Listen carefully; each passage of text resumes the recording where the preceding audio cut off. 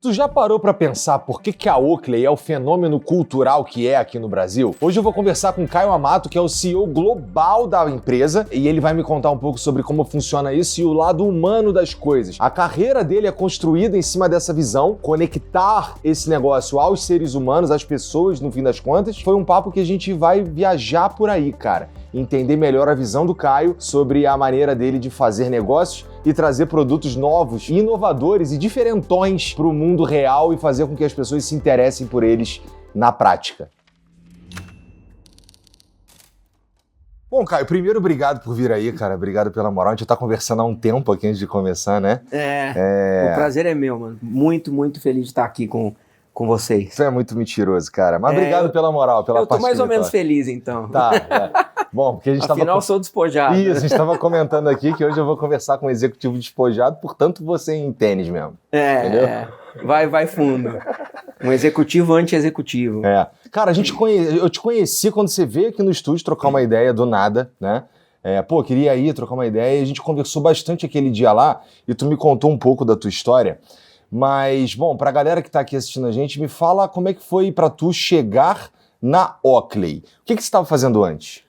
Puta, cara, eu tenho a minha história, assim, é longa antes da Oakley, porque eu tô na Oakley há 5 anos. E tem, sei lá, 15 anos antes disso. Mas se for começar do começo mesmo, eu não vou contar muita história, mas tudo começa com eu vindo do interior de São Paulo, uma cidade muito simples. Eu tive alguns problemas ali na infância que não convém entrar muito em detalhe, mas a gente perdeu todo o dinheiro que a gente tinha e tivemos alguns problemas de saúde e resultou de eu ficar obeso com 12 anos de idade, eu e meus irmãos, pesava 130 quilos. Nossa, com 12 anos? 12 anos, cara. Caraca. Era surreal, assim, obesidade mórbida. E eu sofria muito bullying físico e tal, e pra combater aquele bullying, eu, na verdade, achei uma saída no futebol. Porque eu treinava, eu brincava futebol em casa, eu era muito habilidoso, e eu devolvi o bullying no futebol, e comecei a jogar bola 3, 4 vezes por dia, e emagreci 60 quilos. Dizem que se você não sai da obesidade até os 15, você nunca mais sai. Então eu literalmente peguei, sabe o filme de apocalipse zumbi que você pega o último helicóptero? Foi isso. Então, deu certo, né? Que deu. Bom. E eu acho que essa experiência que eu tive aí de mudança de vida através do esporte me fez querer que todo mundo mudasse a vida através do esporte, como você está fazendo agora. Então virou minha missão de vida mudar a vida dos outros através do esporte, o maior número de pessoas possíveis. E foi daí que tudo começou. Mas, mano, tive... Que coisa! Tive banda de pop punk, Blink, aquelas coisas naquela época. A gente teve clipe, eu queria fazer psicologia, eu era um perdido, fiz física 1 ano na Unicamp. Até que eu vi que física não era pra mim, eu acabei caindo em publicidade, trabalhei lá no estúdio de som da SPM pra não pagar, que era caro pra caramba, eu não tinha grana nenhuma.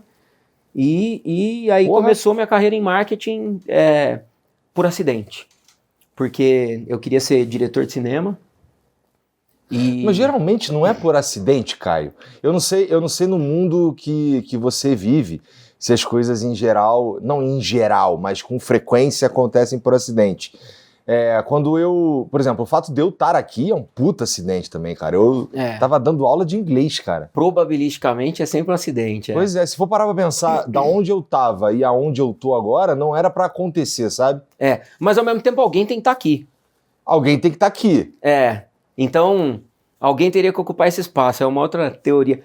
Mas, de acidente, eu digo acidente porque vamos falar que um acidente é quando a probabilidade é muito baixa. E um não acidente é quando a probabilidade é razoável. Vindo de Mococa, da onde eu vim, sem ter o executivo na família. Pra você ter uma ideia, a primeira entrevista que eu fiz, eu dei meu currículo pra mina da minha sala, a Bruna, que eu queria ser diretor de cinema, mas ela falou, cara, estão pagando bem, Alpargatas, tem 5 vagas, eu vou fazer. Eu fiz a entrevista com a Penélope, um beijo P, uma executiva brilhante, grávida de 8 meses e meio, trampando, e ela esqueceu de fazer Excel em inglês. Se ela tivesse feito o teste de Excel em inglês naquela época, eu não teria entrado. Entendi. Então, assim, a hora que você começa a colocar as coisas uma em perspectiva da outra, a quantidade de acidentes, tava na Mizuno, trabalhei na Mizuno, 3 chefes saírem de uma vez, e aí você fica sozinho lá com 22 anos, com a trolha toda no teu colo, tendo que lidar. Então, assim, é uma porção de acidente que me coloca... E acidentes bons, né? Olimpíada e Copa no Brasil, eu tava na Adidas. Já pensou, tipo... Parece incrível. Você ter uma plataforma dessa pra criar a sua carreira, te abre portas para o mundo que não abriria normalmente. Né? Especialmente conectado com o que você falou que era o que você gostaria de fazer quando tu mudou tua vida, que é transformar os outros pelo esporte. Tu trabalhou então na Mizuno, na Adidas, tem a ver com esporte também. Tudo. E a Oakley também. Hoje, Todas são esportivas. Um outro acidente. Porque assim, o que eu falo pra galera é, no começo da tua carreira, você tem que... O que se define nos primeiros 5 anos da tua carreira é o ângulo de lançamento do foguete. Entendeu? Tipo assim, não adianta você sair muito rápido. Eu vou para um banco de investimento, vai dar uma grana. Mas eu odeio o mundo pragmático corporativo. Você vai se foder o resto da vida. Entendeu? Então, nos 5 primeiros anos, geralmente você tem que testar o máximo de lugares possíveis para achar alguma coisa que tenha a ver com o seu talento. E eu acho que é fácil enxergar o talento. O talento é quando te energiza. Quando te dá energia. Essa é uma teoria do Alan Goldschmidt, que é um cara brilhante, que ele fala que tudo que energiza é o seu talento. Então, o que eu falo para toda molecada que eu converso é, esses 5 primeiros anos, vai atrás de um lugar que você sinta que o seu talento tá servindo e naturalmente a parada vai acontecer, que foi o que aconteceu contigo, né? Acabou acontecendo mesmo. Mas aí tá bom, então tu conseguiu, ou você acha que tu tá no caminho, tá fazendo o que tu gostaria de fazer quando tu era moleque lá, de transformar a vida das pessoas pelo esporte? Ah, cara, eu fui, na verdade, articular, transformar a vida das pessoas pelo esporte muito depois.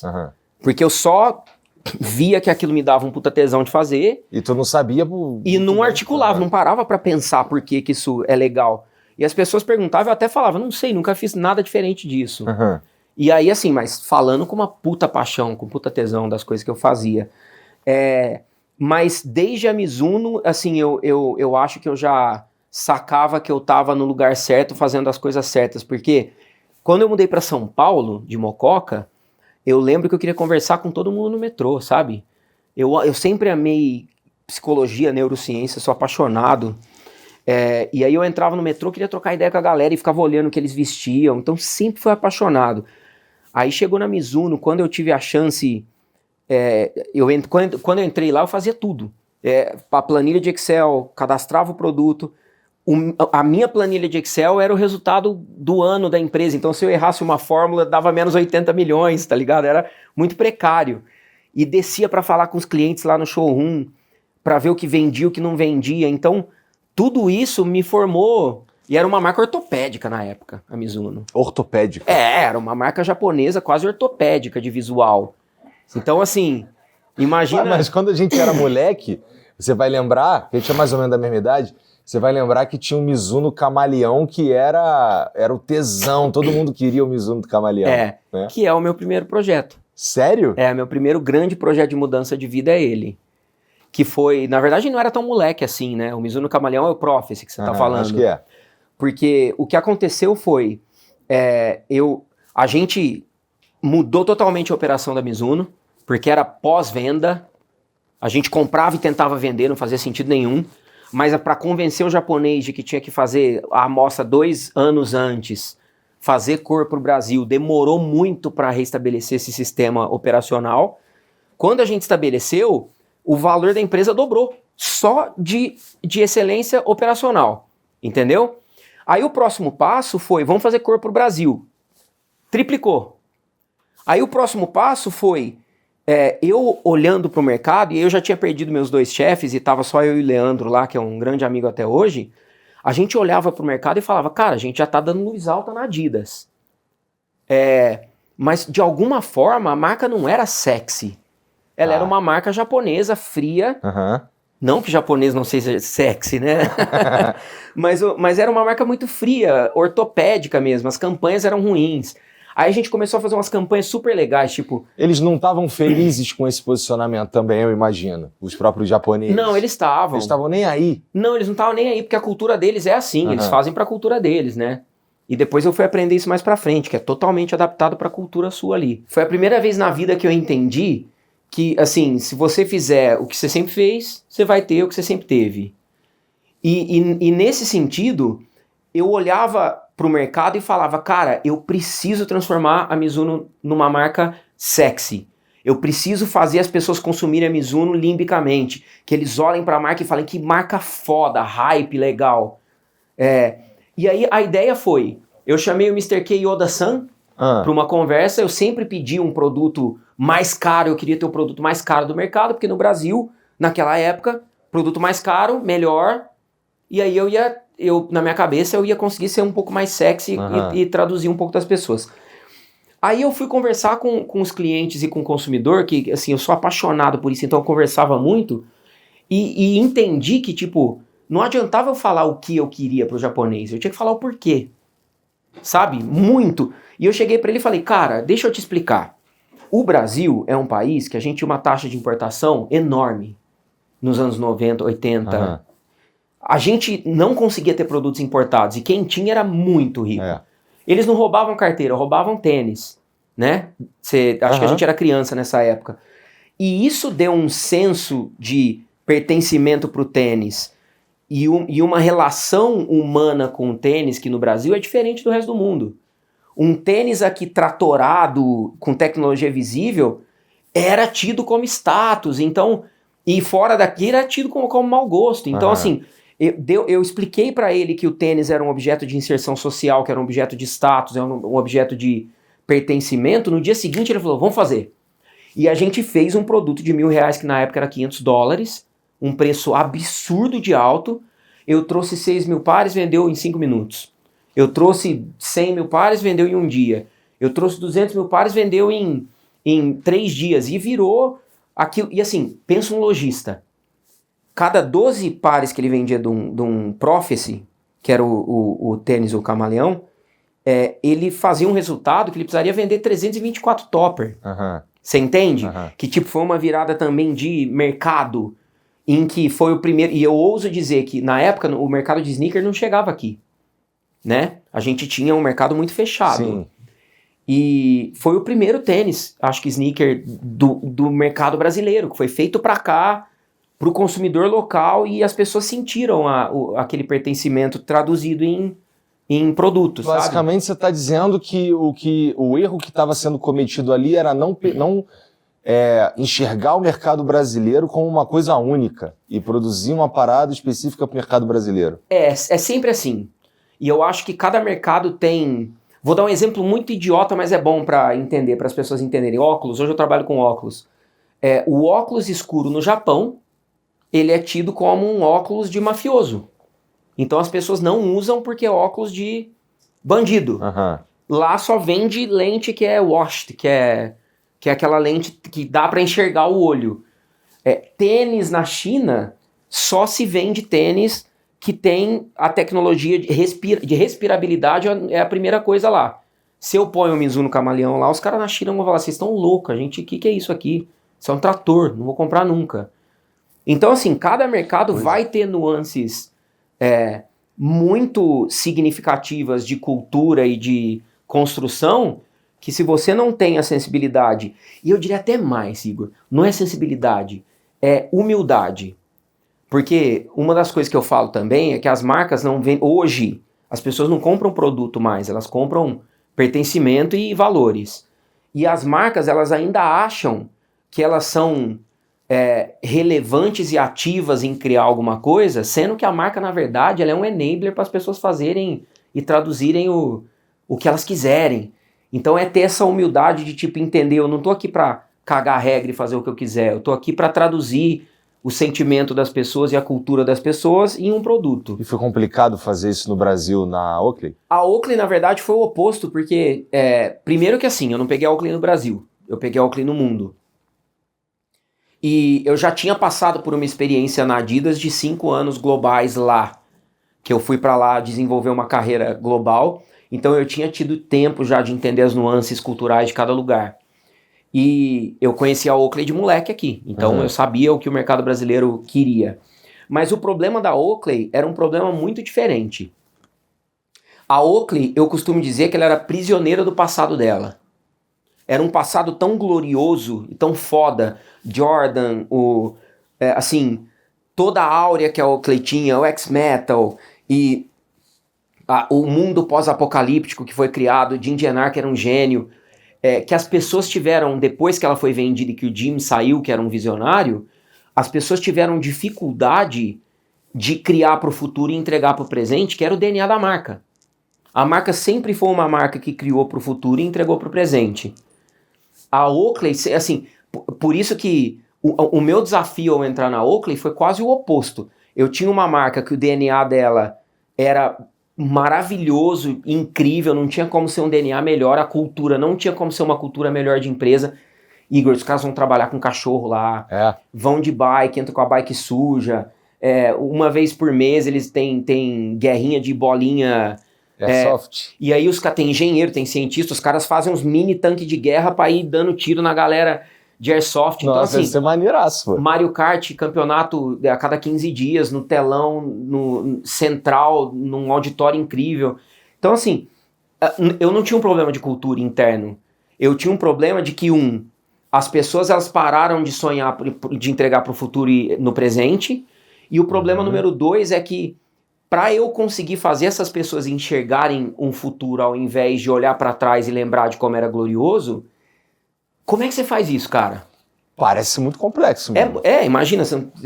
Especialmente porque, de fato, assim, quando você constrói alguma coisa com grande sucesso, com grande percepção, o público espera algo específico relacionado ao que eles já viram, até o sentimento de nostalgia, né? Exatamente. E aí, por isso que eu falo, assim, eu odeio, puta cara, quando vem pessoa falar, vamos fazer um rebranding, nossa, eu quero me matar, isso não existe, velho. Tipo, eu não fiz um rebranding da Oakley, quem sou eu pra fazer? O que a gente fez foi trazer a Oakley pro DNA, pra perto do DNA. E o que a gente fez que é uma maluquice? Já que a marca é maluca, vamos construir, assim, qual é a maneira mais efetiva de se inspirar as pessoas? A Bíblia é um grande exemplo. Eu não sou muito religioso, mas assim, a Bíblia é um grande exemplo. Storytelling. Storytelling. Então, e se a gente criar uma história para inspirar a galera? Tinha um comercial de 92, Igor, que era um cara vivendo sozinho num bunker pós-apocalíptico. Tinha toda a estética da Oakley, que é a estética pós-apocalíptica, brutalista. E o cara aperta um botão, pega um óculos, tira, passa um cachorro, tem um desenho animado passando ali. E aí, de repente, o cara pega, aperta um botão, o mundo lá fora laranja, termonuclear, ele põe um óculos, o capuz e sai. Acabou o comercial. E aí quando eu vi esse comercial a primeira vez junto com o Brian lá, que é o nosso VP de Soul, a gente tem um VP de alma, que é um cara que cuida para que a gente não perca a essência da marca. Porra! A gente tava assistindo esse negócio e a gente falou, cara, isso era Oakley. Polarizante, porta fechada, quem sabe, quem não sabe que se foda. Vou fazer um produto bonito, e vou fazer um produto que eu goste, se o mundo não gostar. Era muito eu num bunker protegido do mundo. E aí, assim, um dos maiores desafios era como é que a gente abre a porta do bunker, cara? Como é que a gente traz as pessoas literalmente pra dentro? E aí a gente criou uma narrativa toda em cima disso. Tipo, peraí, então esse cara que vivia sozinho, quando ele sai, vamos continuar essa história? Vamos. O cara sai, encontra uma mulher quase morrendo, ele traz pra dentro do bunker pra torturá-la e matá-la, porque ele era um puta de um babaca arrogante. E aí ele começa a conversar com ela e eles se apaixonam 5 anos depois, eles têm 2 filhos. O cara falando, esse mundo vai acabar. E a mulher falando, você tá louco, o mundo tá mudando, tá ficando melhor. Você vê que não tá mais laranja. E eles, eu que mando nessa porra porque eu te achei quase morrendo. E eles têm 2 filhos pequenos, a mulher falando, porra, a minha filhinha, ela merece um futuro, ela não merece ficar presa dentro do bunker. Aí eles saem um dia, tempestade termonuclear, o filho morre e a mãe morre. E aí fica o cara do bunker lá dentro, tendo que ver o mundo da perspectiva de uma menina de 15 anos que chama Maxine, que é tão inventiva e tão disruptiva quanto o pai, mas ela é cheia de esperança de que o mundo é um lugar melhor. E a última cena é ela saindo, apertando o mesmo botão que o pai, botando o mesmo capuz que o pai não vai, você vai se ferrar. Ela fala, eu prefiro morrer explorando como a minha mãe do que viver fechada num bunker. E a porta fecha, acaba a história. Tipo, por que tudo isso? Cara, porque eu não queria falar, e a gente não queria falar para as pessoas o que fazer na Oakley. A gente queria criar um universo pro designer sonhar naquele universo, pro cara de arquitetura sonhar naquele universo. O bunker é igual, é pós-apocalíptico, mas agora tem uma família dentro, porra. Então tem verde, as coisas são mais tecnológicas, Você entende? Foi a maneira que a gente achou de inspirar o mundo todo. Esse projeto chama Future Genesis. A gente começou a criar pílulas dele, daqui a pouco ele sai num streaming aí, que eu não posso falar muita coisa, Legal. mas a gente tá produzindo essa história porque ela foi a base pra gente produzir de novo coisas pro futuro e entregar pro presente, e a base para as pessoas voltarem a sonhar com um futuro, entendeu? Porque uma das coisas que eu mais gosto de falar, Igor, também, que é uma das grandes crenças da minha vida, que a gente não prevê o futuro, a gente cria essa porra, entendeu? Gostei. A gente cria, a gente vai criar o que a gente quiser pro futuro. E eu acho que dá um senso de responsabilidade também, sabe? De você saber que o futuro vai ser criado por você e não que você vai ficar esperando alguém criar o futuro desejável que você quer. Foi assim pra você, né, cara? A tua história pra chegar até aqui, ela é, como você disse aí, cheia de uns lugares e umas encruzilhadas esquisitas. E com certeza, pra eu chegar aqui também, foi acreditando pra caralho que dá, né? Essa é a primeira coisa, no fim das contas, acreditar que dá. Eu acho que, na verdade, a primeira coisa é sonhar. Uhum. Você tem que sonhar.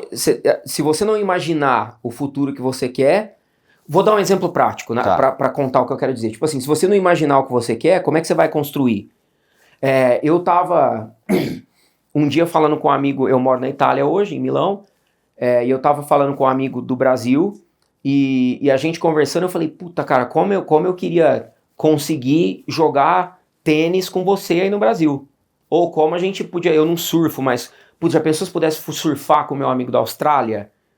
Cara, dá pra fazer essa porra. Dá pra fazer. Vamos tentar fazer? Vamos tentar fazer. E aí a gente vai desenvolvendo e vai conversando. Então, assim, sem isso tudo pra falar que esse é o produto Oakley Meta que surgiu hoje. Ele é um produto que ele nasceu de um sonho da gente poder fazer as pessoas amplificarem o potencial delas através do óculos. Uhum. Quem disse que o óculos tem que ser só pra corrigir a vista? Quem inventou isso? E aí vem para uma outra coisa que a gente sempre faz lá na Oakley, que é a gente tenta achar accepted beliefs, né? Coisas, verdades universais que as pessoas têm, a gente tenta desafiar elas. Tipo, quem disse que um óculos tem que ser atrás da orelha? Quem inventou isso? E aí vocês vão lá e inventam uns troços muito loucos. E aí a gente vai lá e inventa um óculos que sai aqui. A meta era isso, tipo, quem inventou que um óculos não pode... E aí, assim, Igor, a parada mais legal é que, o que é o Oakley Meta, para explicar para as pessoas? É um óculos que eu posso te explicar de duas formas diferentes. É um óculos que grava vídeo, que escuta música, que tem EA integrado. E essa é a versão córtex pré-frontal chata. Ou eu posso explicar para as pessoas, é um objeto de expansão humana que você para de gravar conteúdo e grava vida, você captura a vida. Você tá vivendo um show, você aperta um botão, você tá gravando, você não precisa parar de viver a vida pra começar a gravar. Você entende o que eu tô te falando? Então, assim, pra mim, o primeiro passo pra criar... E pra mim faz toda a diferença. Eu acho... Eu não perco tempo, por exemplo, quando eu vou a um evento, algum show, eu não perco tempo pegando o celular e filmando aquilo ali e tudo mais. Se fosse só apertar um botão, aí é outra história, né? É outra história. E assim... Tem esse ponto, e você com as tuas filhas, imagina o tanto de coisa, de conteúdo legal que você teria captado, que na hora você não tava com o celular, você não precisa nem parar, você fala, hey Meta, gravar, começar a gravar, e de repente você tá gravando o primeiro passo da tua filha que você não teria capturado, entende? E tem uma outra parada que é muito foda, que assim, lembra da história da Maxine do Future Genesis, que ela é cheia de propósito e ela enxerga um futuro legal e ela quer ver um futuro legal? Eu acho isso, como a gente cria o futuro, eu, Caio, sempre escolho ver as coisas de uma forma muito positiva. Uhum. Pra mim, AI, ele é um baita de um amplificador humano. Mas eu também acredito nisso. Do caralho. E se eu tiver um AI como amplificador humano aqui, eu vou passear por Milão e olho um monumento e pergunto, hey Meta, que porra é essa? Ele vai responder em detalhe. Cara, você tá um hey Meta longe de qualquer informação que a humanidade já produziu. Então, assim, é por isso que eu tô te falando. Eu acho que o primeiro passo, para voltar na pergunta, é você projetar o futuro e a imaginação para frente, entender os accepted beliefs que tem, que você pode ir contra e sonhar grande para depois entender meios de chegar naquele futuro que você sonhou. E aí é a parte mais fácil. O difícil é realmente sonhar, imaginar. Tu acha que então pegar e colocar isso no mundo real é a parte mais fácil? Eu acho que é a mais fácil porque o difícil é você... Vou te dar um exemplo muito prático, você vai dar risada comigo. Imagina que eu seja um extraterrestre. Tá. Acabei de chegar na Terra. Eu vou te fazer algumas perguntas, tá? E você responde real. Tá. Igor, como é que você veio pra cá hoje? Entrei no meu carro e vim pra cá dirigindo. O que é um carro? Um carro é um objeto que você entra e ele te leva do ponto A até o ponto B. E como que ele te leva? Ele tem um motor, muitas vezes mecânico, a combustão, que a gente coloca um combustível nele e o motor realiza uma queima que gera energia para girar as rodas. Incrível, velho. Que combustível que é esse? Cara, é gasolina, ele vem do petróleo, que é uma parada que acontece por conta da sedimentação dos compostos orgânicos dentro das rochas e fica enterrado muitos metros para dentro do chão. Muitos metros? Muitos. Então você fura muitos metros e tira isso e põe no teu carro? Não, eu furo muitos metros, tiro isso, levo para uma refinaria, lá acontece um monte de processo, eles fazem vários subprodutos e tiram a gasolina para a gente usar no carro. É mesmo? E o subproduto disso eu suponho que faça o mundo um lugar melhor. Cara, os subprodutos às vezes fazem do mundo um lugar pior, na verdade. Ah, é? Tem algumas coisas que são... Então, pera. Tá. Calma. Você tá me falando que você fura 3 km para tirar um líquido preto, para tratar o líquido preto, para poluir o planeta, para colocar um líquido amarelo dentro do teu carro, para poluir o planeta para chegar do ponto A e B. Você tira um produto preto, você entende o que eu tô te falando? Tipo, quem foi o idiota que criou isso? A gente tem guerra no mundo, morreram milhões de pessoas, mas quem foi o idiota que começou essa parada? E a gente nasce e tem esse accepted belief que a gente, vou no posto pôr gasolina. Você nunca para pra pensar que, tipo, não faz sentido nenhum. Até que uma pessoa vem e compra um negócio, tal do Elon, que não vou nem entrar em méritos aqui se é um cara bom ou ruim, mas assim, que escala o negócio para um nível. Aí a gente pode discutir se polui menos ou mais, mas assim, você entende o que eu tô querendo te dizer? O que eu quero te dizer é, geralmente a parte mais complicada é você desvincular dos accepted beliefs e entender que eles são idiotas. E tem muita coisa idiota que a gente faz. Outra, assim, que eu não aguento, assento de avião, cara. O avião é tridimensional, a gente faz assento como se fosse bidimensional. Parece que a pessoa que projetou o assento do avião projetou pra formiga, que só vê o mundo bidimensional. Você entende? Que tipo, que se eles fizessem um pouquinho de esforço de pôr um aqui, outro aqui, todo mundo podia esticar a perna? Sabe? Por que não tem um engenheiro pensando nisso, cara? Pelo amor de Deus, faz alguém isso. Mas é mais ou menos por aí, assim. Entendi. As coisas estão postas de uma maneira que todo mundo acredita que elas sempre serão dessa maneira e, portanto, ninguém pensa num troço muito disruptivo, fora da caixinha. Não. De uma forma geral, que você está dizendo. É isso, e aí, assim, pra você, não que seja fácil colocar nada disso em prática, que requer muito dinheiro, você sabe como é o mundo corporativo. Mas uma vez que você tem uma visão, as coisas, elas seguem meio que no natural. Eu já passei por isso várias vezes na minha carreira, que você coloca uma visão na mesa e as pessoas... Aí volta pra neurociência, aquela parada de límbico e córtex pré-frontal límbico, né? A gente, evolutivamente, a nossa parte límbica, que é a parte que condensa emoções, ela é a parte que gera ação. Por quê? Porque se você vê um leão, você tem que correr. Simples. A compra é uma ação. Então, você quer vender alguma coisa, você quer que as pessoas comprem alguma coisa sua, você tem que vender emocionalmente. O córtex pré-frontal, ele põe barreiras à compra. Por quê? Porque ele vê risco e oportunidade. Então, se você quer vender uma ideia de que o petróleo não é legal, você não tem que falar que é porque a energia elétrica, você tem que colocar uma visão. Imagine um mundo em que você não tem que escavar 3 quilômetros para baixo da terra para andar com seu carro e, além disso, não emita poluentes. Então, assim, tendo uma visão clara, eu acho que as peças começam a se encaixar e aí você transforma o mundo. Eu acho que é por aí. Entendi. Porra, Bom, você me contando um pouco de como é a cultura da Oakley lá, você me parece estar no lugar certo então, cara, porque você, me parece, é meio vou falar que você é meio maluco, mas você é meio sonhador, na verdade, né? Sou. Tu olha para as coisas assim com o que isso aqui, me parece, o que isso aqui poderia ser, né? E as conversas que a gente tem aqui me mostram que tu é pelo menos curioso pra cacete. Muito, muito curioso.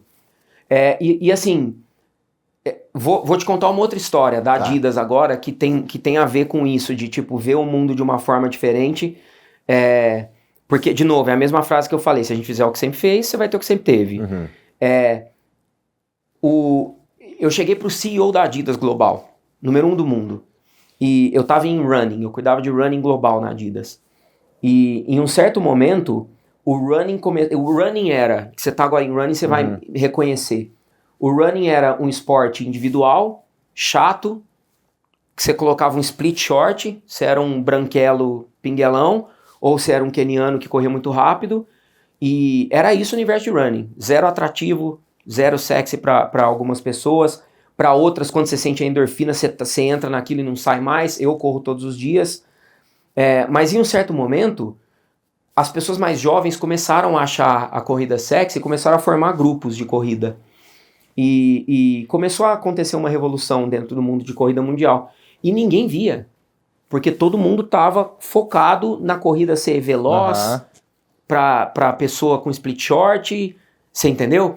E aí, assim, eu cheguei pro CEO e falei, cara, eu quero fazer um projeto 100% altruísta. Como assim? Nós não somos terceiro setor? Não, eu quero fazer um projeto, junto com o Youssef, que era um gênio, a gente quer fazer um projeto que você dá benefícios e roupa e material para as pessoas de acordo com ela investir nela mesma. Como assim? Não, se a pessoa investe 4 semanas nela mesma, ela ganha uma camiseta do grupo de corrida. Se ela investir 3 meses nela mesma, ela ganha um desconto no .com. Mas peraí, tudo bem, eu vou te dar uma grana pra você fazer, Caio. Mas você vai ter que me provar o conceito e eu quero que você faça em Nova York. Por quê? Em Nova York tinham 96 grupos de corrida, 92 patrocinados pela Nike. Tá. Aí a gente chegou lá, escolhemos um capitão, um homem e uma mulher pra conversar com a gente, pra gente começar a trocar uma ideia, 2 pessoas ativas no universo de running. E aí a gente falou, cara, como é que a gente cria um grupo de corrida? Já sei, eu não sei a resposta, você sabe? Não. Então vamos chamar um grupo de pessoas para ajudar a gente? Por que a gente como marca, a gente não tem que cagar regra para as pessoas? Vamos sentar no lado de, em vez de piloto, de na verdade a pessoa que ajusta o carro para a pessoa dirigir? Vamos. Então vamos escolher pessoas de diversos setores diferentes para a gente pegar multiculturalidade. Então um cara veio lá do mercado de ações, uma mina dona de um smooth bar, um cara dono de um nightclub, uma menina que era... Enfim, nós pegamos 30 pessoas e colocamos numa sala. A gente deu um cartão de hotel para elas e falou assim, sexta-feira, 7 da noite, hotel tal. Eles chegavam, abriam a porta, tava o Pharrell Williams. E aí o Pharrell tava lá, que é um cara, um dos mais brilhantes e cheio de propósito. O Pharrell falava, a gente sentava na mesa com o Pharrell para entender como é que a gente ia fazer um clube de corrida legal. Aí um cara falou, mas puta, vamos fazer um sound bike. Legal, mas vamos botar fumaça também, porque aí vai dar um efeito do caralho. Por que o Pharrell? Cara, porque a gente queria relevância cultural, e o Pharrell, ele é um tradutor de sentimentos humanos, assim como o Travis Scott, eles têm isso em comum. Eles fazem arte de uma forma tão profunda que eles conseguem entender o límbico humano. E eles, 30 minutos com ele em uma sala, ele é capaz de captar a essência humana e transformar isso em um produto ou em um serviço. Entendi. Mais do que qualquer pessoa. E a gente queria essa multiculturalidade. Então o Pharrell, ele começou a ajudar. Mas se vocês forem colocar música, vamos fazer a música com pace, que as pessoas consigam... A gente tem 3 músicas diferentes, 3 soundbike para cada pace, porque aí vai ajudar as pessoas a se sentirem motivadas. E aí a gente foi começando... O soundbike virou um monte de bandeira do Adidas Runners. Aí uma pessoa falou, meu, nightclub, cara, vamos acabar a corrida lá. Beleza, vamos correr à noite então, run and rave.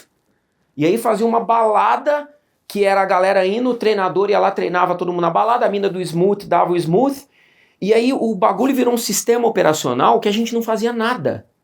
A gente não fazia nada. Era o grupo fazendo os próprios rolês, a Adidas só fomentando aquilo, você investiu em você mesmo, a gente dá produto e desconto. E aí de 30 pessoas virou 100, de 100, 120, de 120, 300, de 300, 3 mil, 12 mil pessoas em Nova York. Maior clube de corrida de Nova York. De repente, a maratona de Nova York, que era patrocinada pela Nike, tinham 5 mil pessoas de preto com Adidas Runners no peito, com bandeira e com não sei o quê. Ou seja, aquele sistema operacional começou a ficar viral. Ele começou a viralizar dentro do mundo de corrida. Longa história curta. Hoje o Adidas Runners é o maior grupo de corrida do mundo, o maior projeto de comunidade da história. Tem 600 mil corredores conectados no mundo inteiro. Você vai para Milão, puta, não tem amigo nenhum. Você entra no aplicativo, você vai lá, o grupo de corrida Saúde tá... Ou seja, você tem um amigo lá que vai te receber como se fosse uma comunidade. E uma pessoa do grupo Adidas Runners, ele comprava 4,8 vezes mais do que uma pessoa normal. Mesmo a gente falando, eu só treino com Nike. Não, vem aí, nós estamos cagando. Você vem do jeito que você quiser, a gente quer que você invista em você mesmo. E aí o projeto ele virou tão rentável que no final a gente parou de reportar, só também para dar uma cutucada, a gente parou de passar os números para o CEO e a gente começou a mandar para ele número de namoros, número de relacionamento, número de filhos e número de tatuagem, entendeu? Para falar pro cara, esquece o número, entendeu? Faz um bagulho com propósito humano que as pessoas vão te dar algo humano. É difícil os caras entenderem isso daí no teu mundo, cara? É muito, cara, muito. Porque imagina assim, Igor, você conhece bem o mundo hoje corporativo, você conhece mais ou menos os líderes que tem por aí. Primeiro que a pessoa chega numa posição de presidente de alguma coisa muito tarde. Tá. E já tem uma desconexão do que é jovem e do que é recente, natural. Que você tem que brigar com ela a vida inteira, certo? Mesmo que o cara se esforce muito, tem uma desconexão. Sim. Eu me sinto muito mal hoje, com 40 anos, eu sou obcecado em não envelhecer para não perder a conexão com a realidade. Segundo, o mundo hoje ele é movido por shareholder.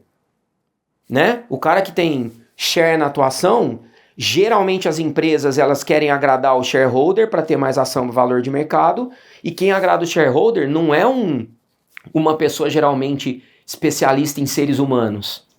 Geralmente é uma pessoa especialista em finanças. E o que a pessoa de finanças faz? Ela olha um número e projeta um número e entrega um número. Se não está chegando no número, corta.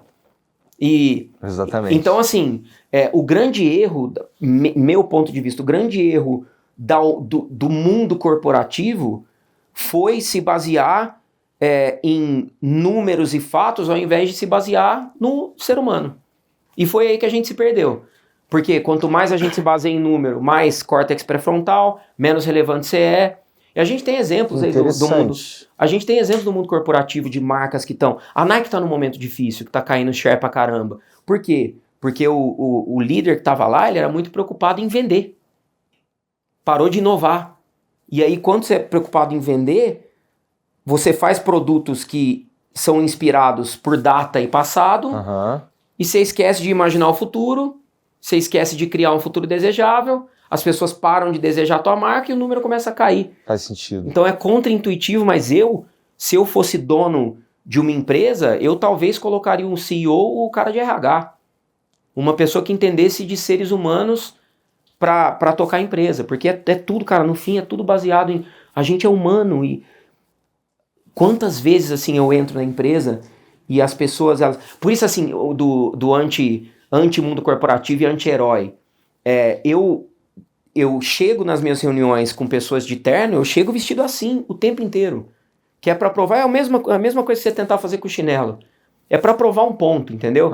Que você pode estar naquele lugar sem se corporativizar e sem ficar falando groselha corporativa, entendeu? Você pode ser humano. Você pode demonstrar fragilidade, vulnerabilidade, que as pessoas vão te seguir mais. Tu acha que tu é uma exceção nesse mundo, cara? Não, eu não acho, eu tenho certeza absoluta. Você vai conversar com vários aqui que você vai entender. Eu acho que eu sou uma exceção, assim. Eu confesso que eu já conversei com vários, eles em geral têm visão um pouco diferente da tua mesma, mas eu acho que é isso que enriquece o que a gente está fazendo. Você falou algumas coisas aqui que não é que elas vão na contramão do que já foi dito, mas elas mostram uma perspectiva diferente. Tipo, em geral, as pessoas estão olhando desse ângulo e você está olhando desse ângulo, o que para mim é muito rico, que eu consigo entender, tá, é por aqui que o Caio tá olhando, é assim que ele consegue esse resultado, é assim que ele consegue ter o time dessa forma em volta dele. Em contrapartida, o cara olha assim, as coisas acontecem assado. Pra mim é muito rico. E de novo, eu não acho que eu sou certo e que eu sou o modelo a se seguir. Eu sou um modelo a se seguir. Não sou o modelo. E assim, por quê? Porque tem uma empresa de prego agora que tá fabricando prego que ela não vai criar uma comunidade para vender prego. Tá ligado? Então, commodity da commodity, eu acho que no mundo tem lugar para todo tipo de pessoa, todo tipo de mentalidade, mas o que eu acho é que com o advento de AI e social media, as coisas estão se comoditizando de um jeito que com certeza a gente está deixando o humano para trás. Então eu não acho que, entendeu? Eu não acho que toda a marca e todo o business model ele tem que seguir o que eu tô falando, muito pelo contrário. Alguns têm que fazer até o oposto, vai no financeiro porque você está vendendo prego, tem que ser um negócio sustentável. Mas, cara, assim, posso te contar uma outra teoria que eu acho que eu baseio muito as minhas coisas? Tem um negócio que chama curva de adoção de inovação. O nome é muito complicado, mas é uma coisa muito simples. Eu vou traduzir em 2 palavras. Qualquer mercado, Igor, fizeram um teste. 15% da população compra limbicamente. O que isso significa? 15% da população é early adopter. 15% da população quer o novo, quer o diferente. 85% da população quer o validado e o universal. Aí eu vou te dar um exemplo. O óculos aviador da Ray-Ban. Um dia, ele foi um lançamento e ele era esquisito. Ele parecia o óculos do Mickey, falavam. Depois de 30, hoje, depois de 50, sei lá quantos anos tem o aviador, e depois de filmes em Hollywood e tudo, as suas filhas com 2 anos sabiam que era um aviador. É universal. Hoje, um aviador, se eu fizer um aviador da Oakley, o que vai acontecer? Eu vou vender, porque o aviador é um modelo que é adotado pela maioria da população. Onde que você constrói marca? Nos 15. Sim. Onde você constrói business? Nos 85. Entendeu? Então, assim, onde que a C&A constrói o business dela? Nos 85. A C&A não vai ficar inventando moda de 15% e fazer uns projetos malucos. Ela tem um modelo de negócio que é volume, negócio. Eles pegam inspiração rápida e transformam em coisas que são universais pra galera usar. O Pie, que é uma marca local aqui, o Pedro Andrade, ele só faz produto pros 15. E ele tá cagando pra amplificar o negócio dele. Porque ele quer ser uma marca hypada e relevante. Eu não tenho essa escolha, eu tenho que ser os dois. Então eu tenho um modelo de negócio criado para servir os 85 e um modelo de negócio criado para servir os 15, entendeu? E isso é uma parada que eu acho que as pessoas têm muita dificuldade de entender dentro do mundo dos negócios. Então, uma marca de prego, ela tem que servir os 85 e não tem que estar preocupada com muita coisa. Agora, uma marca que tem que criar marca relevância cultural, que é para jovem, que é irreverente, ela tem que ter um 15% aqui impecável. Porque é nesses early adopters que vão fazer toda a máquina girar e enquanto isso você produz coisas que são mais universais para a máquina. E aí eu vou te falar até uma coisa que é muito contraditória e que eu falo, mas é a pura verdade. A Oakley é a marca mais autêntica que eu conheço. O que isso significa? Tem um óculos da Prada que tá vendendo pra caralho. Porra, vamos fazer uma versão da Oakley. Não vamos. A gente tem uma frase... Oakley tem cara de Oakley. A gente fala, se você remover o logo, parece Oakley. Se não, tchau. Entendeu? Esse óculos aqui, eu não preciso ter logo. Ele é pros 15%, mas eu não preciso ter logo. Entendeu? E isso custa grana. A gente perde muito por ser autêntico. Você entende? A gente perde muito, porque os 85 aqui a gente só serve com coisa que a gente cria. Não com coisa que já é validada e universal. Mas felizmente esse 85 aí tem toda aquela história que você estava contando antes. No começo. Tem ali uma história inteira e toda uma bagagem que dá pra... Porra, Juliette é cultural brasileiro, né? Muito. Mas ao mesmo tempo, de novo, eu não posso viver de Juliette. Se daqui 30 anos eu estiver falando só de Juliette, sim. eu não fiz o meu trabalho. Sim. E aí você tem o Plantares, que é um óculos que a gente fez inspirado, lembra da história do japonês? É a mesma coisa. Cheguei na Oakley, a gente foi pra lá e tentou captar deles por que eles gostavam tanto da Juliette, e a gente fez um projeto mirando o futuro baseado no Future Genesis, que é o Plantaris. E de repente o Plantaris ele foi criado para 15%, ele foi criado para 5% com o narizinho, que com o narizinho ele vira uma coisa de maluco, que a princípio, para que o nariz num óculos? Onde já se viu? É aquela história de verdades universais. De repente a gente lançou, o Travis usou antes, a gente lançou no Brasil, o bagulho simplesmente voou, e o que era para virar universal em 10 anos, virou universal em 9 meses. Porque ele foi feito baseado no porquê as pessoas gostam da Exato, história da Oakley. Da história da Oakley. E é um exemplo claro de que, assim, a gente voltar a sonhar com um futuro desejável é o que vai fazer a roda continuar girando, e não a gente continuar produzindo Juliette em altos volumes. Até porque não é nem a Juliette, as pessoas perguntam se volta ou não. A gente sempre dropa um pouquinho ali, pouquinho ali. Mas, cara, é muito caro fazer esse óculos hoje em dia. O business model não se sustentaria por margem. É mesmo? É. Cara, isso... muito caro. Eu nunca tinha pensado nisso. É muito caro. Mas sempre foi ou foi ficando? Não, ele foi ficando porque as leis e as regras mudaram. Tá. Vou dar um exemplo clássico. O produto do passado... se você cai fazendo esporte e raspa no chão, ele podia soltar faísca. Isso hoje já é inaceitável.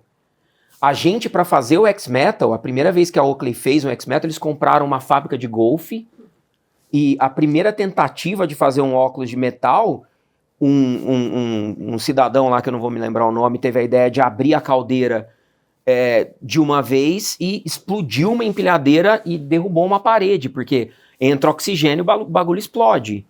Então, assim, você entende o quão fora era, mas ao mesmo tempo era um processo artesanal que hoje em dia custa, para fazer um Juliette novo, ele custaria mais ou menos o que é o Juliette na revenda.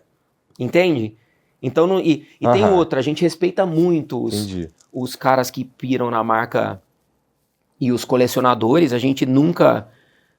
colocar em um volume desproporcional fora para matar o projeto e perder toda a história e o valor que se criou em volta dele. Tu tem o teu? Eu não tenho um. Eu dou... Manda fazer um só pra tu, porra. Não, mas eu dou tudo, porque eu acho, de novo, eu me considero dentro da marca um enabler, um cara que tá aqui para ajudar as pessoas a se expressarem através da marca. Então... se sair um Juliette e eu pegar pra mim, não faz muito sentido porque eu tô querendo fazer, né? Eu quero mais dar pra galera, pra eles se expressarem através do óculos e através de autoexpressão. Boa. Mas, Caio,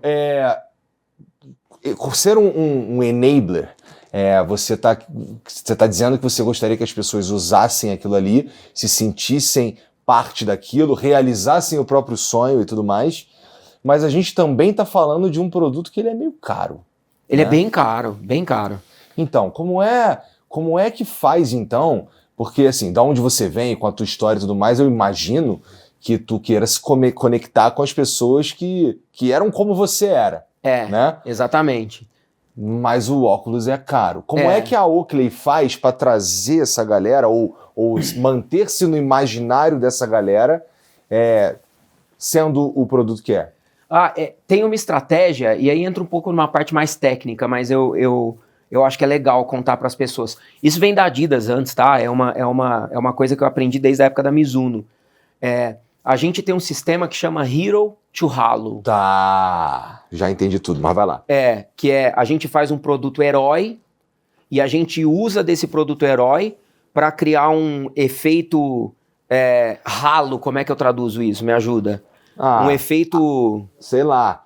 Mas basicamente você tá falando, todo mundo sonha com esse produto muito foda e tem toda uma gama de produto que o cara pode percorrer. Que é da mesma família daquele produto em todas as faixas de preço e distribuição.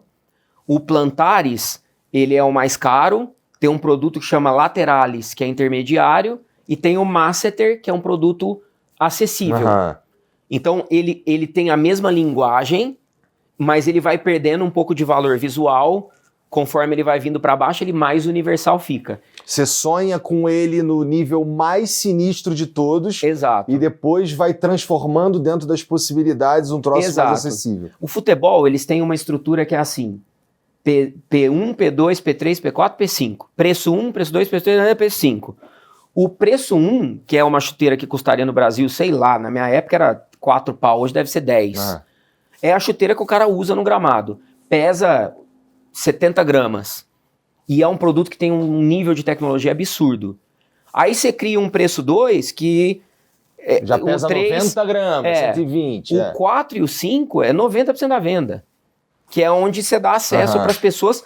A cor da chuteira é igual, é tudo idêntico. O que muda é o material, a qualidade, o nível de detalhe, o nível de acabamento.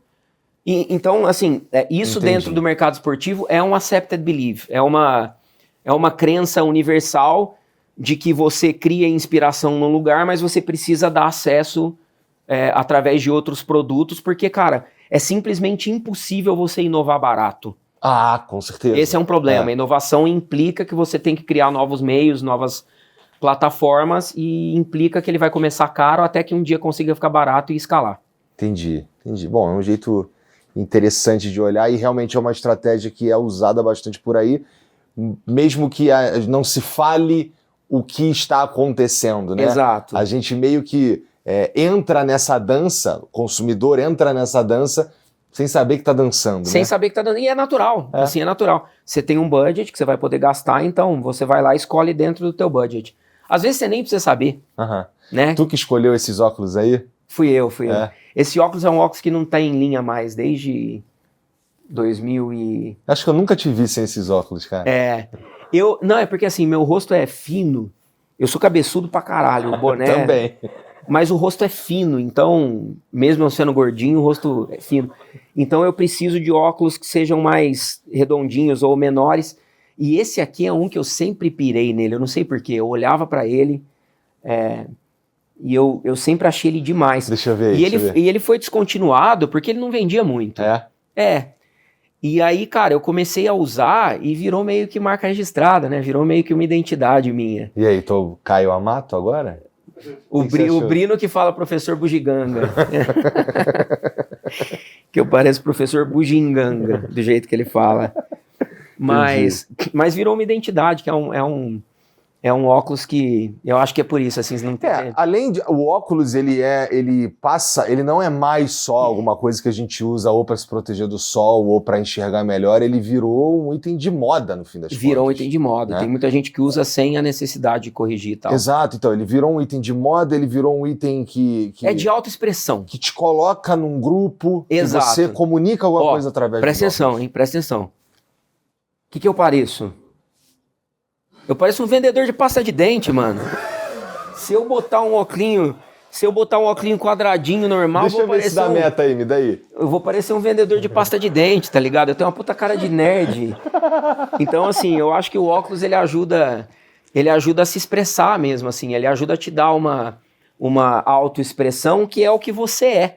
Porque assim, eu não sou... Se você me coloca pra nada contra os vendedores de pasta de dente, um grande beijo pra todo mundo que vende pasta de dente, aliás. Eu não sei se tem um cara vendendo pasta de dente, né? Eu acho que não, por isso que eu falei, pra criar um grupo que não tivesse problema. Mas assim, era mais o cara do comercial da pasta que fala Sensodyne, não sei o que lá, aquelas porra. Mas eu acho que o óculos ajuda você a expressar o que você tem dentro, né? No meu caso, eu sou uma pessoa progressiva, uma pessoa que tenta fazer as coisas diferentes. Aí, garoto, agora foi. Você tá tirando foto, você não tá gravando. Não, eu tirei uma foto e agora ele fez um barulho diferente. Isso é foto. Isso é foto. Aí você aperta e segura, ele faz vídeo. Aí você pode soltar. E você vê aqui no cantinho, se fizer assim... Isso, exato. Esse é o vídeo, agora você tá gravando um vídeo. Maneiro, cara. Sem deixar de viver a vida. Comigo? Esse é o que vai ficar com você. Você tem um ali, mas esse tem grau, né? Você vai precisar de um sem grau, Tá. Talvez eu precise de um com grau, na verdade, né? Mas não o meu grau. Não o seu grau. Eu tô tentando não te dar o meu. Que é o contrário do que eu falei que eu faço, porque eu preciso enxergar, Eu entendo. Caio, obrigado por vir aí, cara. Obrigado pelo teu tempo. Tamo Sensacional conversar contigo, dessa vez agora com câmeras. E a gente se encontra mais no futuro aí, quando você vier pro Brasil de novo, né, cara? Porque morar em Milão... Como é morar em Milão? Lá é tudo caro pra caralho, pra começar, não é? Ah, Milão é muito caro. Milão é muito caro. Mas se fala, tem a ver com moda, tu tem que morar em Milão? Não. O grupo Luxotti que é lá... eu já falei como eu sou. Eu acho Milão uma apagação total. Eu imagino que sim. Imensa, e eu vivo pra incomodar as pessoas do jeito que eu me visto em Milão. Entendi. Então... Nossa, imagina nós dois em Milão. Eu com a camisa do Flamengo, a bermuda e um chinelo e um chapéu de palha.